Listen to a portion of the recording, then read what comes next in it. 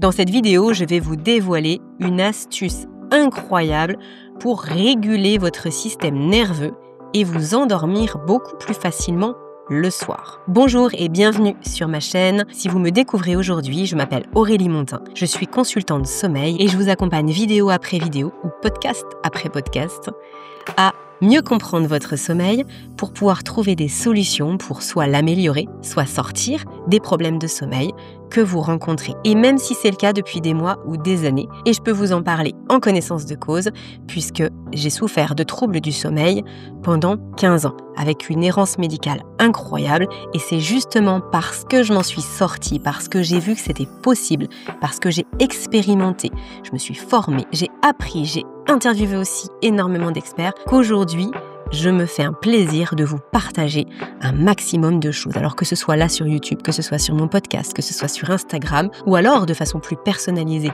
en consultation, ma mission, c'est vraiment de vous aider à mieux dormir, quelle que soit votre situation de départ. Alors aujourd'hui, comme je vous le disais, je vais vous parler d'une astuce extrêmement simple, mais terriblement efficace, qui permet de réguler votre système nerveux. Alors à quoi ça sert de réguler le système nerveux ? Votre corps, il a un système nerveux autonome qui vient gérer, comme son nom l'indique, en autonomie, énormément de choses à l'intérieur.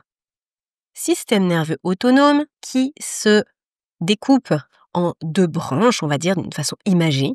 Le système nerveux sympathique, celui de l'action qui vous permet de faire, de réagir, d'être en vigilance, et le système nerveux parasympathique qui, lui, est propice au repos, à la digestion, à l'apaisement.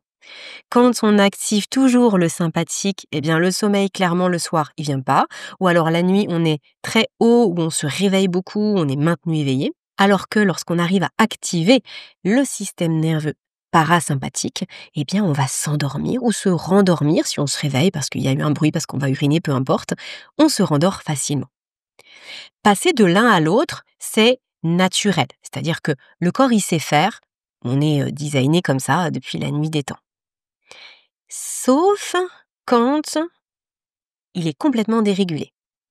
C'est-à-dire que si vous êtes en hypervigilance tout le temps, que vous avez une grosse charge mentale, une grosse charge professionnelle, familiale, sociale, une grosse charge émotionnelle, non gérée, pour vous aider à maintenir tout ça, pour répondre à votre besoin, votre corps, il se met en hypervigilance. Vous allez produire beaucoup d'hormones de l'éveil, beaucoup de cortisol. Je vous renvoie aux vidéos que j'ai faites sur les mécanismes du sommeil, la structure du sommeil, etc. Et donc ça vous empêche de bien dormir ou de vous endormir ou de rester endormi tout simplement. De quoi on a besoin ? On a besoin de venir réguler. On a besoin d'entraîner ou de réentraîner notre corps à passer d'un mode à l'autre. Oui, bien sûr que parfois je dois être en vigilance. Je dois être actif, je dois être présent, être bien éveillé. Mais il faut que je sois capable de redescendre. Et c'est pas au moment du coucher qu'il faut imaginer qu'on a un interrupteur qu'on appuie sur off et là d'un coup le corps comme un robot off, plus rien ne fonctionne et on dort. Non, ça marche pas comme ça. Il faut que ce yo-yo, j'aime bien appeler ça un yo-yo, cette régulation, il faut qu'elle puisse se faire tout au long de la journée. Et c'est ça qui permet, au moment du coucher, de s'endormir. C'est parce qu'on n'est pas bloqué. On n'est pas bloqué en hypervigilance. Alors, comment on vient réguler ça ? Eh bien, un des outils dont je veux vous parler aujourd'hui, qui est incroyable, c'est la respiration. Mais pas n'importe quel exercice de respiration. Aujourd'hui, j'ai envie de vous parler du soupir physiologique. C'est quoi le soupir physiologique ? C'est l'opportunité que vous donnez à votre corps d'un seul coup de pouf, comme un ballon là, pouf, qui se dégonfle. L'intérêt de ça, c'est que ça vient jouer directement au niveau du diaphragme, ça vient jouer directement au niveau du nerf vague, donc au niveau de votre système nerveux qui active le parasympathique. Et ça va vous apporter une bouffée d'oxygène, c'est le cas de le dire, pour la suite. Alors l'idée, c'est de répéter ce soupir physiologique le plus souvent possible dans la journée, surtout si vous êtes stressé, surtout s'il y a beaucoup de stimuli à droite et à gauche. Alors, comment on pratique ? C'est simple et c'est court. C'est pour ça que je vous en parle aussi. C'est parce que c'est facile et parce que vous pouvez caler ça en l'espace d'une ou 2 minutes. Et donc le soupir physiologique en lui-même, ça va être: j'inspire par le nez et ensuite on va venir expirer par la bouche. Donc ça va donner ça, je vous montre.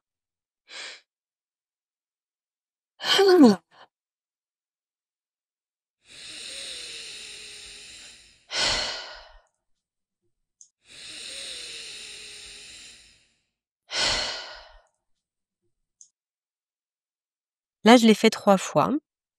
Le premier, il va vraiment vous permettre parce que mécaniquement, quand votre diaphragme, il va pouvoir, s'autoriser à vraiment faire le mouvement qu'il fait, hein, le mouvement de piston, son mouvement naturel, en l'amplifiant un petit peu, vous allez, sentir qu'au niveau du buste, ça retombe. Et après, je l'ai fait 2 fois pour que vous puissiez voir aussi qu'on peut s'autoriser à faire un soupir, c'est pour ça qu'on appelle ça un soupir, on entend ce soupir et on vient s'installer dans quelque chose de calme.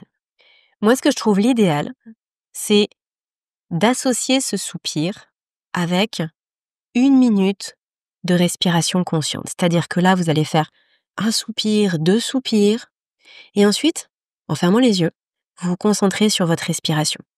J'inspire, j'expire, ça peut être par le nez. N'inspirez pas par la bouche parce que c'est pas apaisant d'inspirer par la bouche, puis la bouche, c'est pas votre outil de respiration, donc on inspire par le nez. En revanche, après, si c'est plus facile pour vous de venir vraiment souffler par la bouche, peu importe. Et donc là, vous allez respirer. Vous êtes en train de hop, hop, je régule. J'autorise mon corps à redescendre. Et ça, vous le faites tout au long de la journée. Comme ça prend qu'1 minute, vous allez pouvoir le faire peut-être en arrivant au travail. Vous allez peut-être pouvoir le faire avant de déjeuner, pour justement mieux digérer, que le repas se passe mieux. Peut-être après déjeuner, vous allez pouvoir le faire peut-être en quittant votre travail ou en arrivant chez vous, avant la transition de la vie de famille par exemple. Vous allez pouvoir le faire pendant votre rituel du coucher. Je vous renvoie à la vidéo que j'ai faite sur le rituel du coucher, sur son importance et sur comment vous pouvez le structurer, l'organiser. Vous pouvez tout à fait intégrer ce soupir physiologique là, au moment du coucher, mais tout au long de la journée. Si vous avez des enfants, je vous invite à observer comment eux ils fonctionnent justement lorsqu'il y a trop de charge, lorsqu'ils en ont marre, ils soupirent, ils soufflent. Oh, pourquoi encore ça? C'est pas anodin. C'est parce que ça les aide à réguler, à gérer leur frustration, à réguler leur système nerveux. Sauf que dans nos sociétés, on n'est pas autorisé à faire ça. Quand on fait ça, c'est arrête de souffler, c'est pas poli, c'est irrespectueux. Finalement, on dispute nos enfants quand ils essayent de s'autoréguler. Alors qu'en fait, c'est quelque chose de très naturel. Donc moi, je vous invite à réexpérimenter ce soupir. Je vous invite à le réintroduire, à vous autoriser, à souffler, à exprimer que là, il y en a trop. Ça veut pas dire qu'on est en colère, ça veut pas dire que rien ne va, ça veut juste dire que là, ça commence à faire beaucoup et j'ai besoin de me réguler. Et le soupir physiologique, c'est une façon de réguler. Je vous laisse tester ça, mettez-moi en commentaire si vous l'avez testé, si ça vous parle, si vous avez l'habitude d'utiliser le soupir et ce que ça donne. Je serais vraiment très heureuse de vous lire. Maintenant, si vous avez besoin qu'on aille plus loin ensemble, n'hésitez pas à prendre rendez-vous. Vous pouvez prendre rendez-vous soit pour une consultation, on fait vraiment un bilan global, je vous propose une feuille de route pour que vous puissiez améliorer votre sommeil, soit vous prenez rendez-vous pour qu'on puisse discuter de votre situation et voir si peut-être un coaching sur plusieurs semaines d'affilée pourrait être bénéfique pour vous. Peut-être que c'est la solution qui vous permettrait de passer la seconde, de vraiment gérer correctement et surtout d'avoir aussi la motivation pour implémenter des choses dans votre quotidien qui vont améliorer votre sommeil parce que c'est pas évident.